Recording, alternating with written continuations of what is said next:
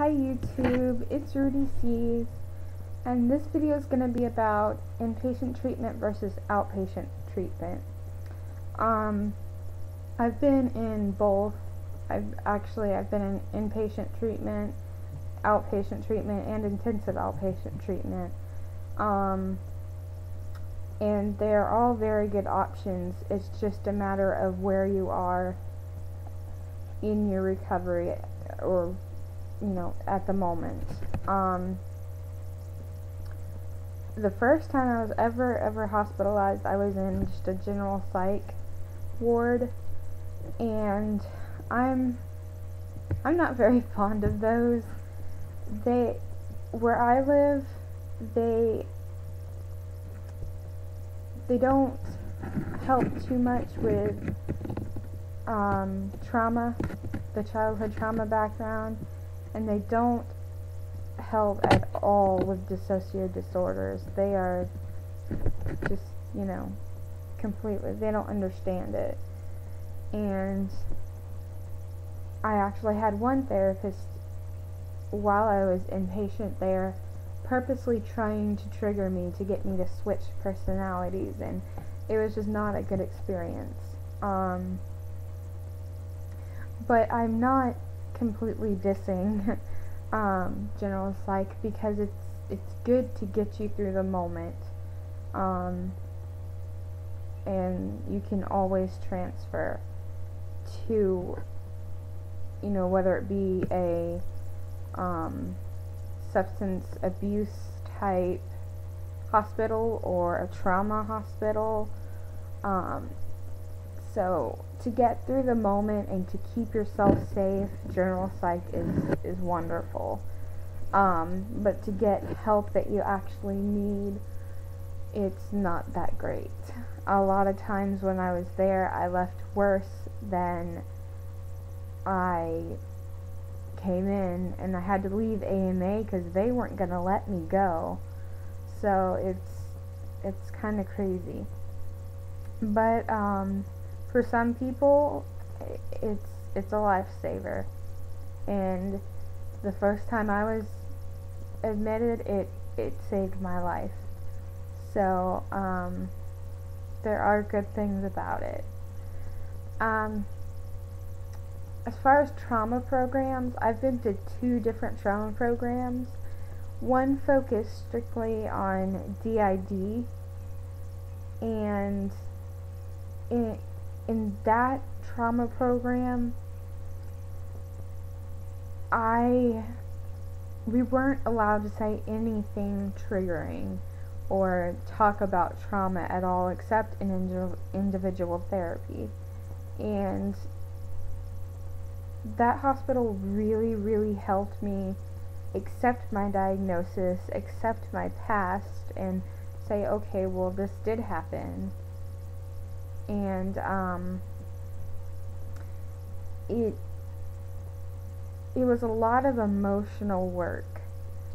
And the second type of trauma hospital I've gone to, I've been to this one twice. I'm about to go for a third time, but it focuses on dissociative disorders, but it focuses a lot on the trauma part of it.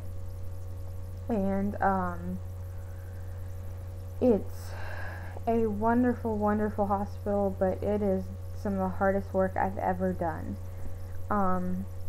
It can be very triggering, but oh, look, here's my doggy. You don't want to say hi? Okay.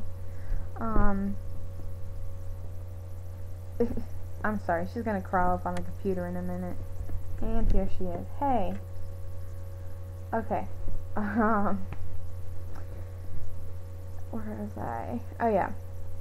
And at this trauma facility, it is extremely hard work, and there's an actual group for sharing your trauma story.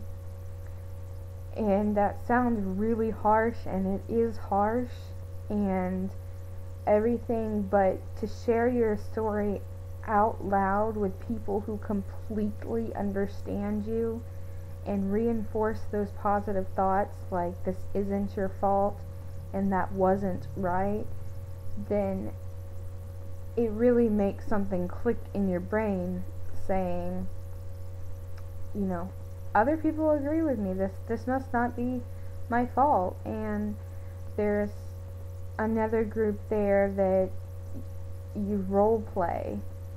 You can say whatever you want to your perpetrators, or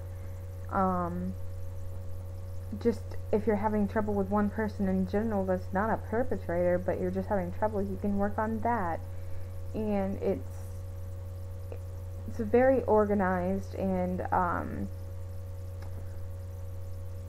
well thought out program.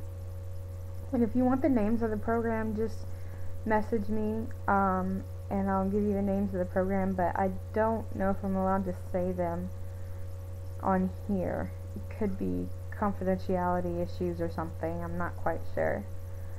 But it really depends on where you are in your recovery as to which type of hospital you can go to.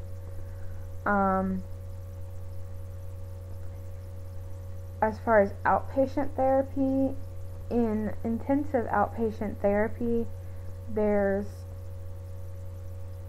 you see a therapist 3 to 4 times. I saw it 3, but I could see her up to 4 times a week. And we really worked on grounding skills and staying here in the present, and we did a lot of memory work and work with self-harm, and we just got you can get a ton of work done in outpatient and at the same time stay in the real world and keep yourself safe. And that's a hard thing to do, but it pays off, because in the hospital you're in a very safe place. You don't have to face the real world, but in intensive outpatient and outpatient you do, and that's life. You have to face the world. You can't just hide from it. In outpatient, it's almost like intensive outpatient, only you just have 1, maybe 2. I only have 1 therapy session per week. So that's even harder. You got to do that work. You've got to do the memory work, the grounding skills work, and you've got to work through what happened since the last appointment in an hour. And that's tough right now for me. But it helps. Therapy helps no matter what kind of therapy it is. As far as when you should go inpatient, basically when outpatient isn't enough, when you can't maintain a healthy mind and control your triggers, and your head just feels like it's gonna explode off into Never Never Land or something. You can't ground yourself, you can't keep yourself grounded, and most importantly, you can't keep yourself safe. That's when you should go inpatient. If you fear any of that, you fear yourself, go inpatient. Take that little piece of inside you that wants the help, take it and go get help. Even if it's general psych, that will keep you safe, and you can always transfer to another facility. And outpatient is when to go outpatient. For me, it was when I could keep myself grounded and I had worked through some of the big things from the past. Then I was ready to face the world and go outpatient again. Right now, a lot of big stuff is coming up in me, and I'm more dissociative than I am non-dissociative right now. I keep switching, I can't, you know. So that's the time to go inpatient.